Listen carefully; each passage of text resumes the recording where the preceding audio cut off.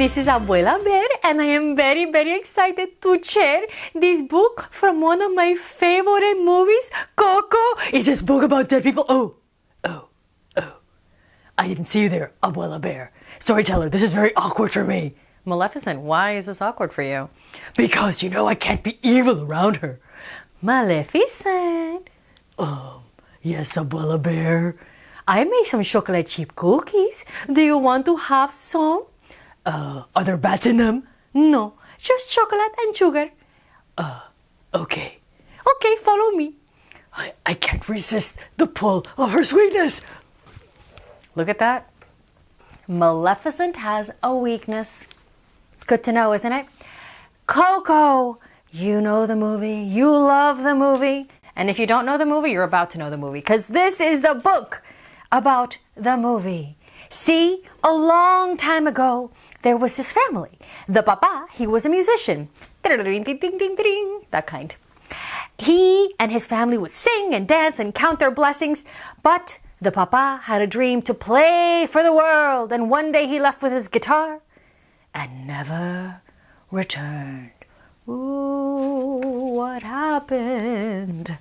It was Dia de los Muertos. This is fast forwarding now. In the Mexican town of Santa Cecilia, a young boy named Miguel Rivera. Hey, Miguel! He was working in his family's shoe business. Miguel was the great-great-grandson of that musician. You know the one who never came back. His great-great-grandmother was Mama Imelda. When her husband left, she learned to make shoes. And she taught her daughter, Miguel's great-grandmother, Mama Coco, to make shoes. And the business was handed down generation to generation to generation, along with Mama Imelda's one rule: no music!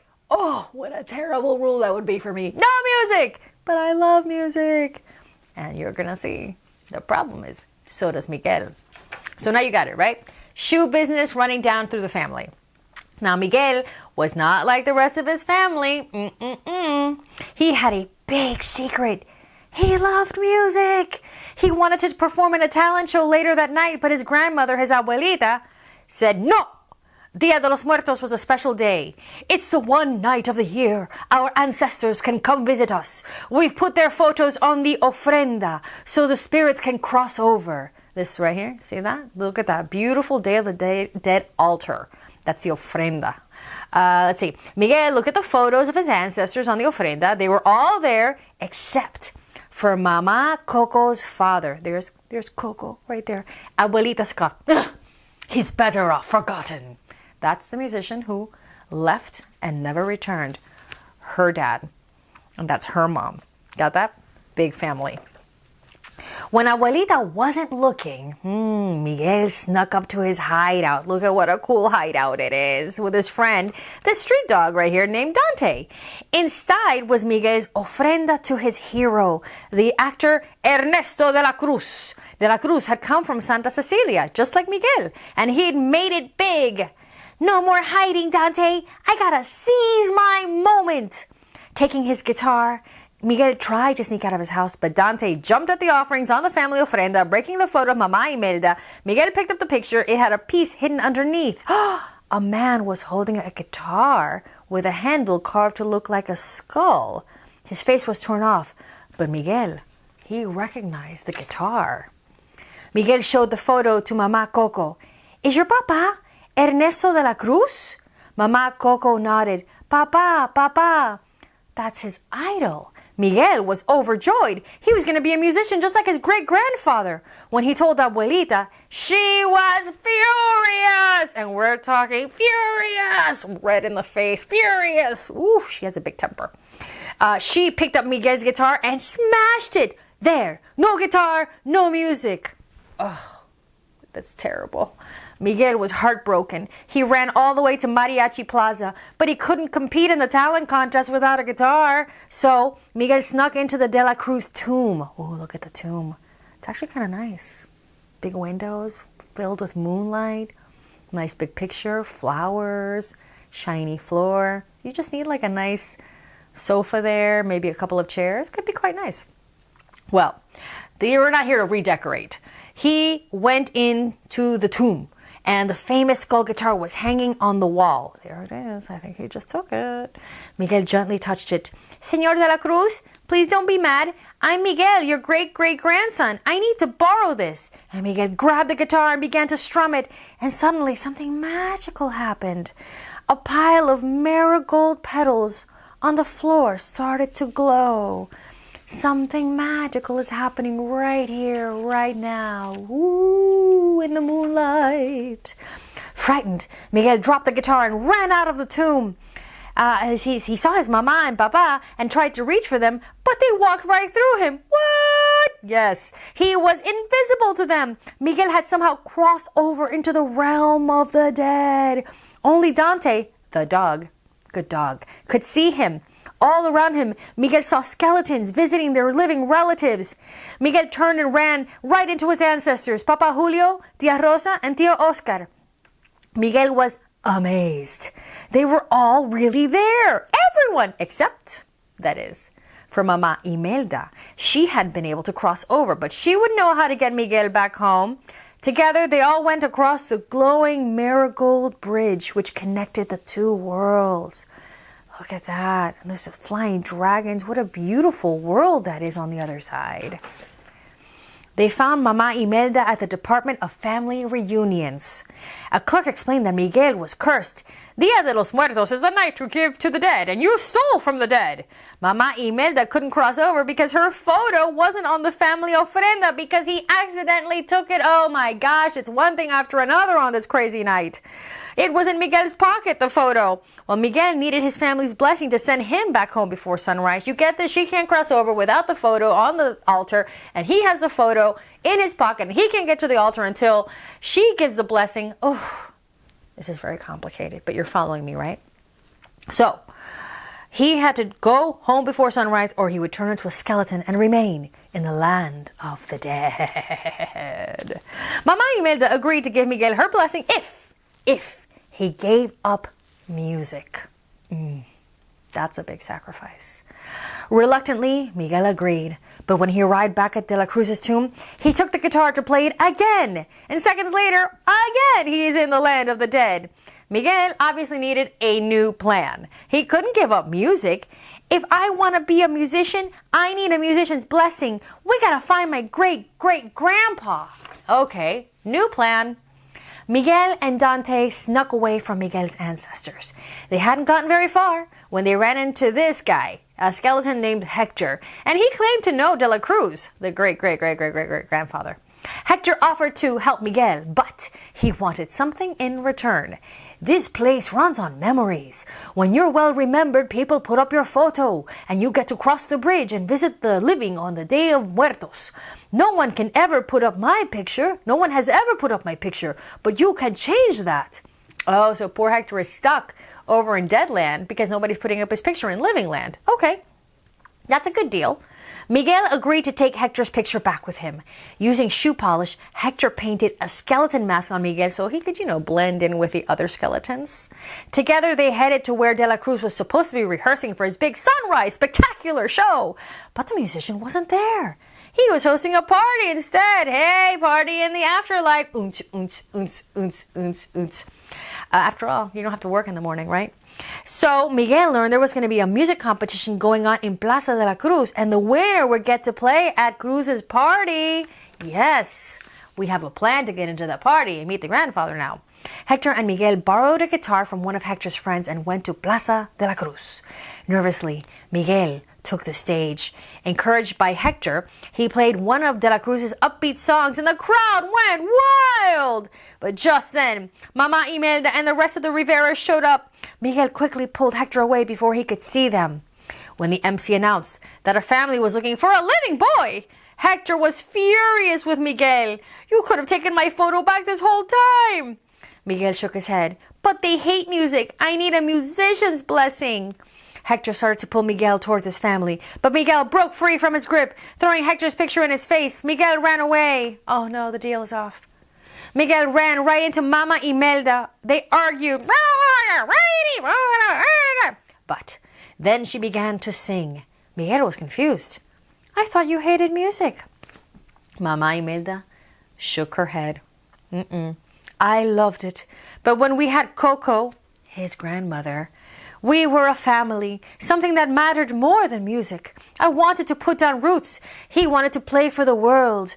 We each made a sacrifice to get what we wanted. Now you must make a choice. Miguel refused. I don't want to pick sides. Why can't you be on my side? That's what family's supposed to do, but you never will. Ignoring the hurt on Mama Imelda's face, Miguel turned and ran off. He then went and snuck into De La Cruz's party. There's De La Cruz right there. And finally met the famous musician. And then suddenly Hector, the other skeleton guy, burst in. He was slowly fading because he was being forgotten. It turned out that Hector had written all of De La Cruz's songs, but the famous musician had never told anyone that. Are you following me? This is a soap opera in a kid's book. Listening to Hector's story of being betrayed by De La Cruz, Miguel suspected that Hector's death was no accident. De La Cruz denied it and had his security guards remove Hector. Then he grabbed Hector's photo from Miguel, and De La Cruz smirked. Success doesn't come for free, Miguel. You have to be willing to do whatever it takes to seize your moment. Suddenly that sounds bad coming out of his mouth. De La Cruz's security threw Miguel and Hector down a large sinkhole. Oh no. A golden flicker fluttered through Hector's bones. She's forgetting me. My daughter. I just wanted to see her again. I wish I could tell her that her papa was trying to come home, that he loved her so much. My Coco. Coco, that's his grandmother. Is this really the grandfather? Miguel pulled out the old photo. Is that you?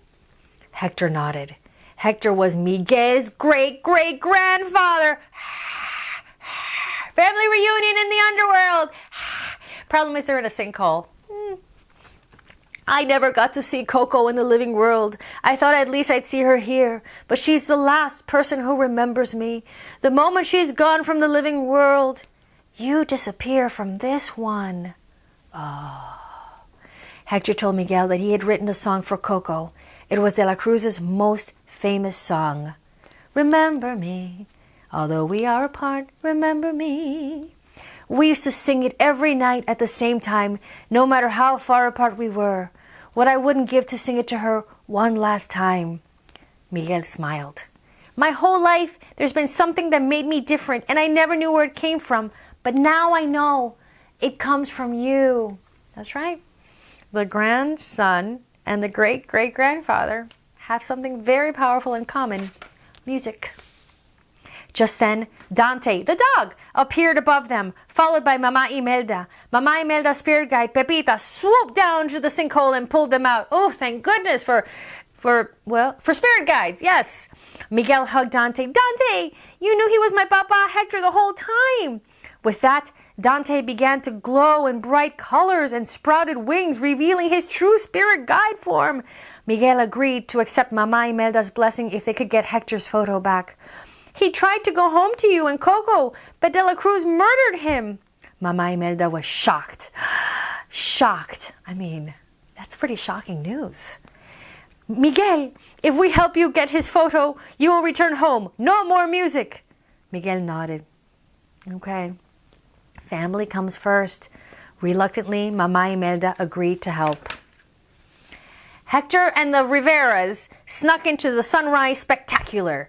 Backstage, they confronted De La Cruz. Mama Imelda managed to snatch Hector's photo from the musician, but she wound up on stage. Hey, you're on stage. Smile for everyone. Mama Imelda performed a song, dancing around the stage to avoid De La Cruz and his guards. There they are, looking very ominous in the corner.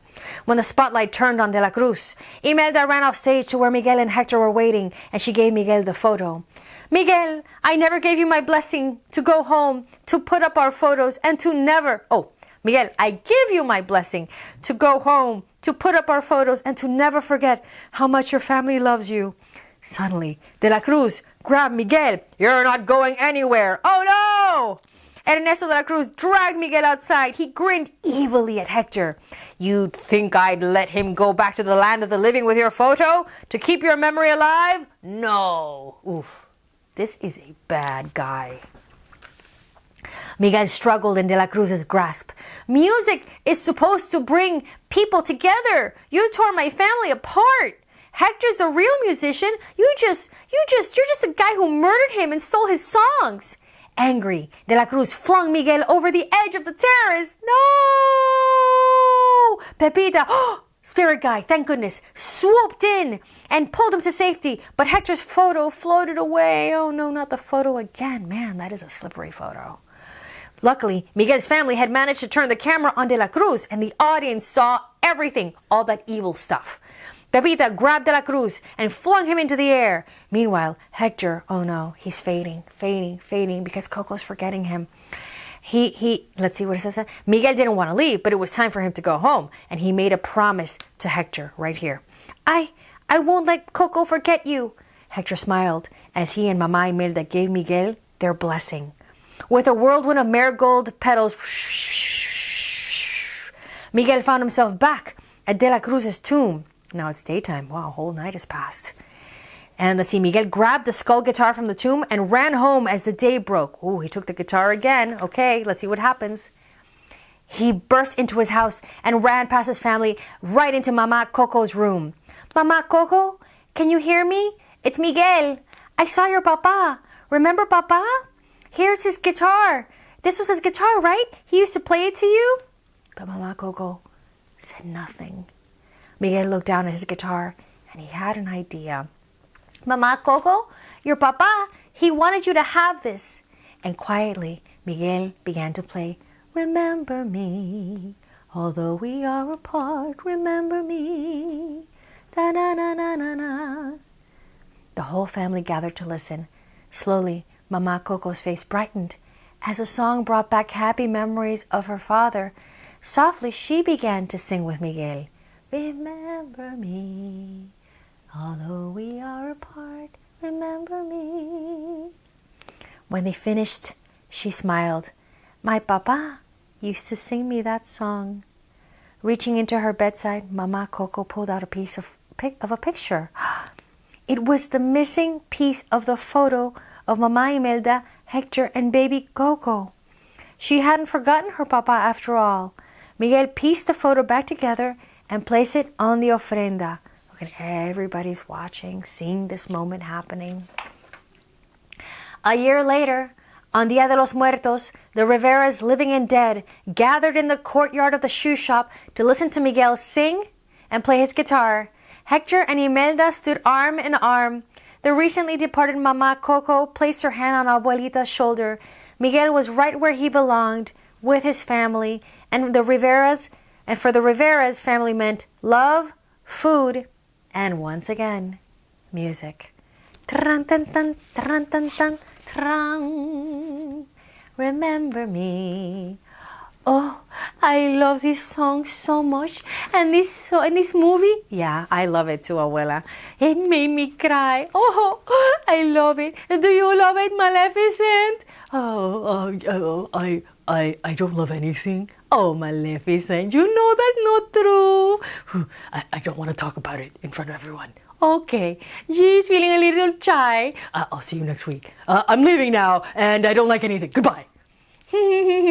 What is it that you do to Maleficent, Abuela Bear? Because she is not nice to anyone around here. Oh, don't you know, StoryTeller? Now what? No one can resist the power of Abuela. And that is the truth. See you next time, kid, on KidTime StoryTime.